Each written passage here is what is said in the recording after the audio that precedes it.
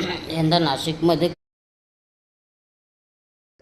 आता खूप विरोधच करावा लागणार आहे, कारण तपोवन यंदा नाशिकमध्ये कुंभमेळा आहे.